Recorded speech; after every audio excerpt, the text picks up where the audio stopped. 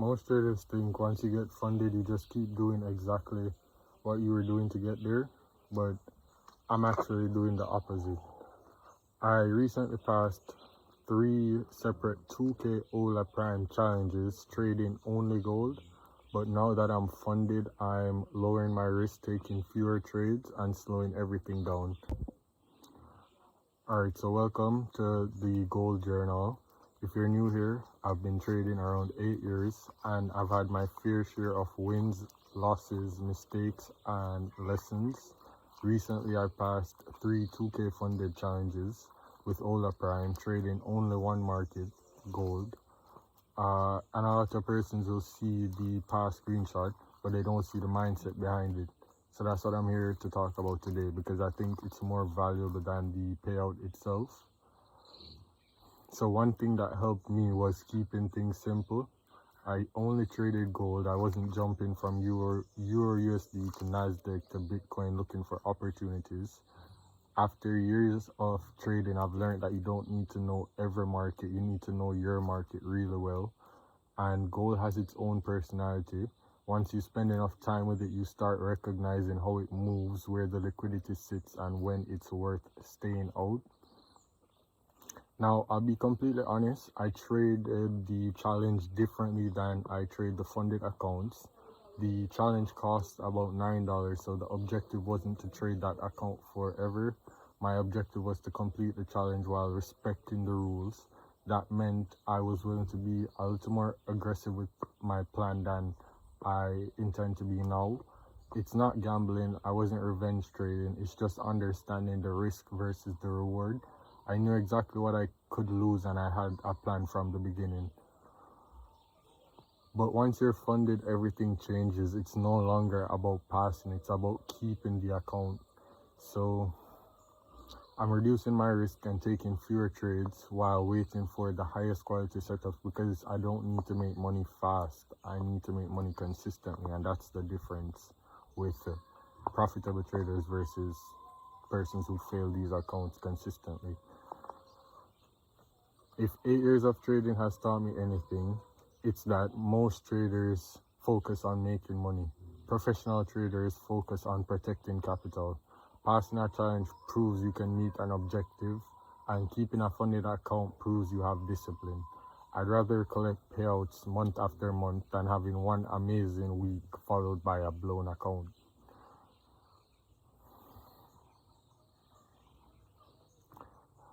If you're working towards getting funded, let me know in the comments what stage you're at.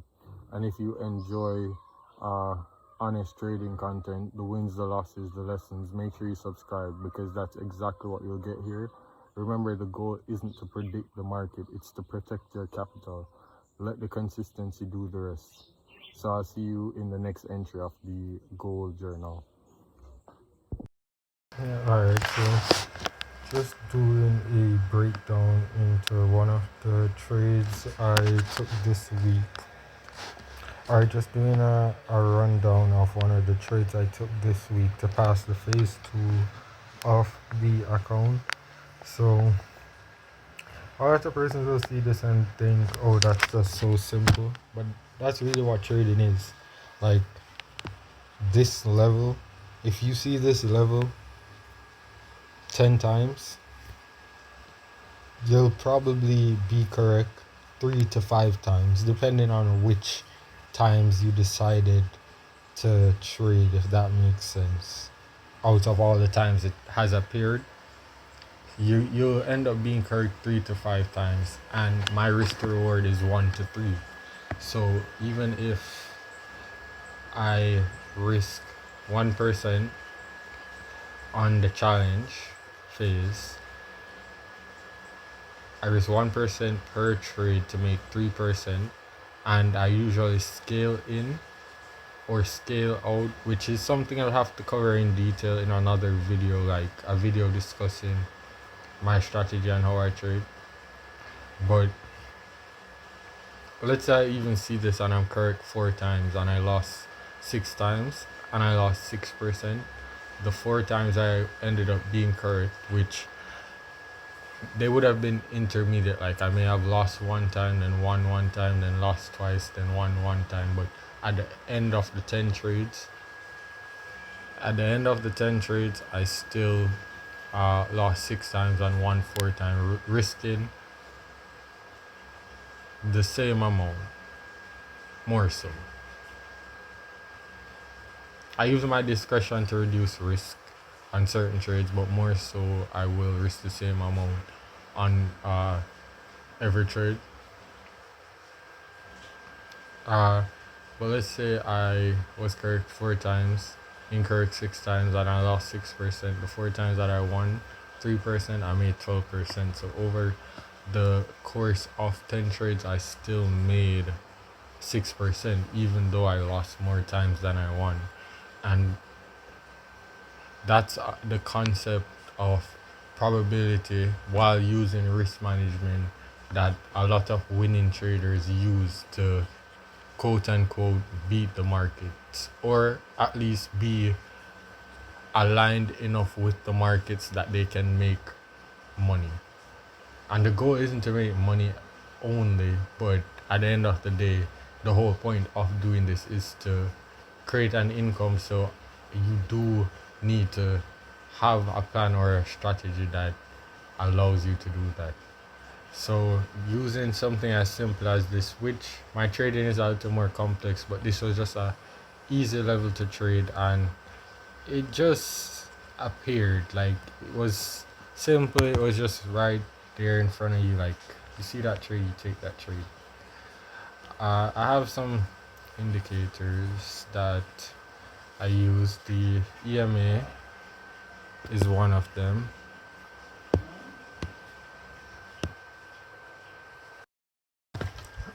Alright, so I mostly trade the 15-minute time frame. It's good for day trading gold. It's good for day trading anything really. Best time frame, if you ask me, for day trading. But going into London session on Monday, the market had already went into this high time frame level, and once it returned to this internal liquidity, even though this internal liquidity was created before the session, like it was created from New York, and the Sunday to Monday session can usually create its own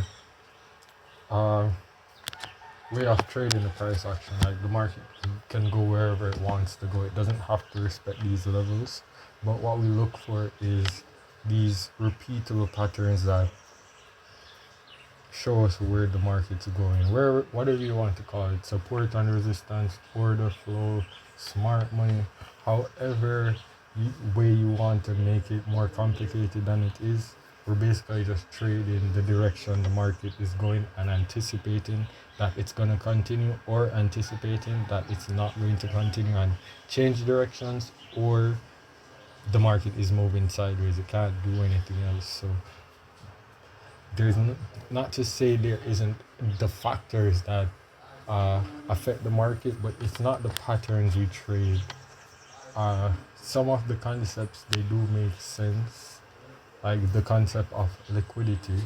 Like I'm not saying these concepts don't make sense and that they don't work, but like, it's not the main thing that moves the market. There's okay, so without going on a rant, the market traded through the internal liquidity, and it didn't make a push for the external liquidity that it left. Instead, it basically wasn't it wasn't a break of structure on the it wasn't a break of structure on the 15-minute. Why is this not?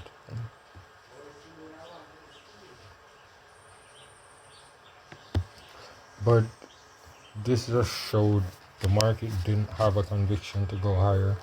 So what I was looking for, yeah, it ran the Asian session low, but it came into this higher time frame level, and it's still trading into this level, and it was weak in London session, and then it started creating long wicks to the top side instead of creating impulsive candles in the direction that it wanted to trade. So I didn't trade off the inverse fair value gap itself, but what I did was once I saw the long wick, I think that's around 3 p.m. I can't see exactly, but zooming in and going back,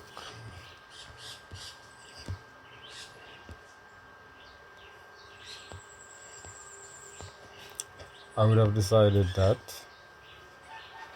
this move here in price at this time was where I wanted to get in, and you usually I wouldn't decide to take this second entry like if it didn't return, like on the live account for example, if it doesn't return to the level I was initially looking to trade price, then I likely would not have taken this trade once.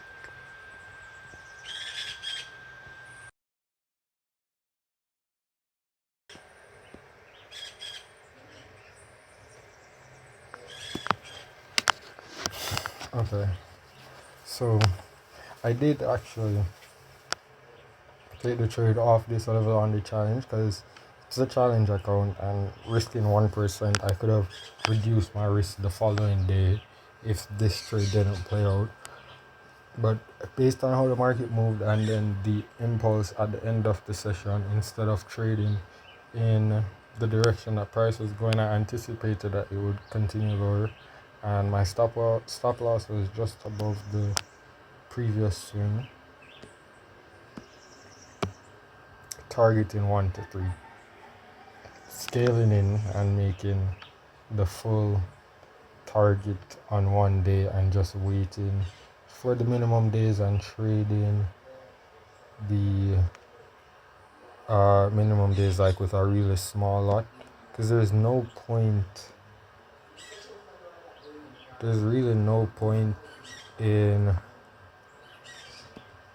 trying to make more on the challenge and also taking too long, which is why I trade the challenge phase so aggressive.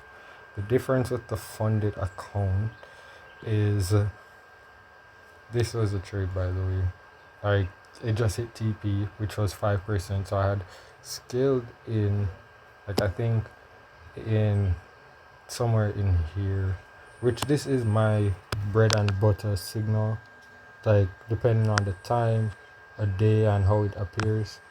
Like when you see this on the 5 minute at a certain time of day trading in the direction that you're expecting it to, like it's just it can offer some great returns. Like if you traded this in New York session alone, it would have been an excellent trade.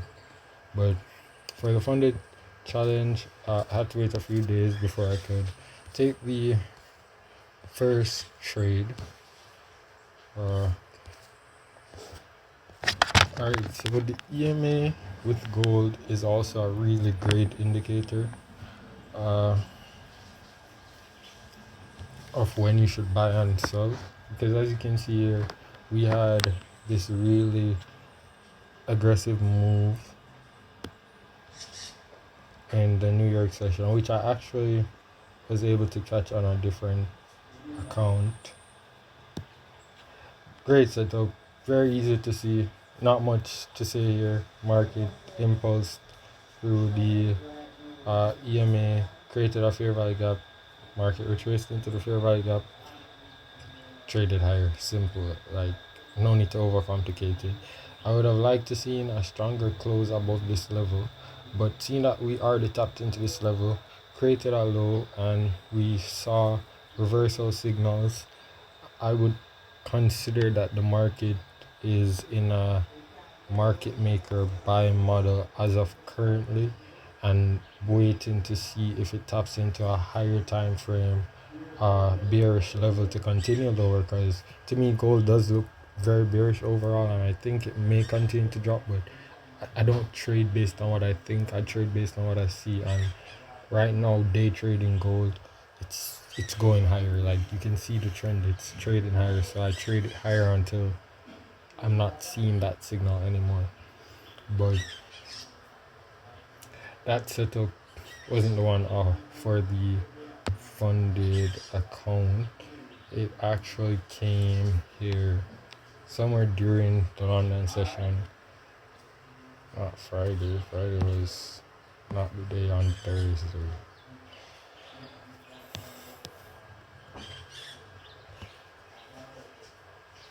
So the market,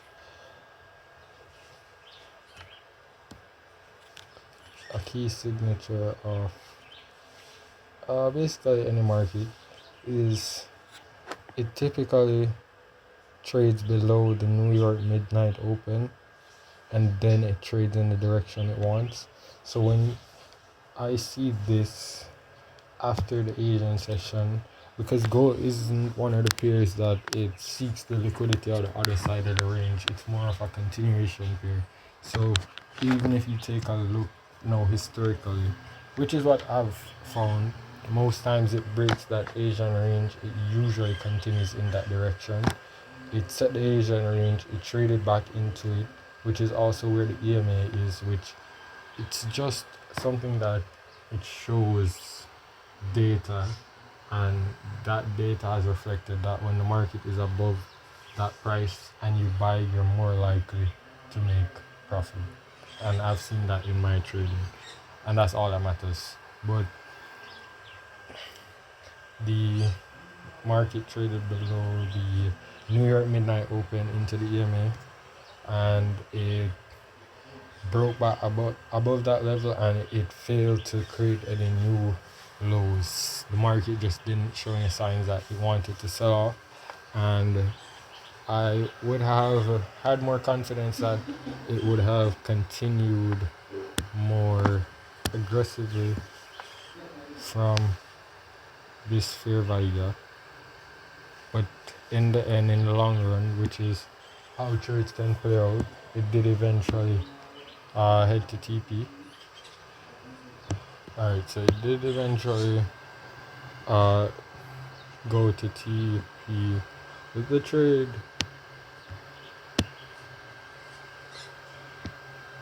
it was a long. The difference with my funded account as well, the stop loss is just below this swing low where it tapped the EMA, and I think I entered here. Don't have the exact number, and I'm not gonna pull it up like just to check. But it was just a simple 1 to 2, which the market exceeded that, and the reason I lowered the risk is because I just want to make the account a lot easier to pass. Having a higher risk to reward means I will end up taking more losing trades. So I adjusted my strategy to the fact that I'm on a funded account now, and I'm trying to protect capital while securing a payout. So these simple, easy to identify setups are what I mostly take.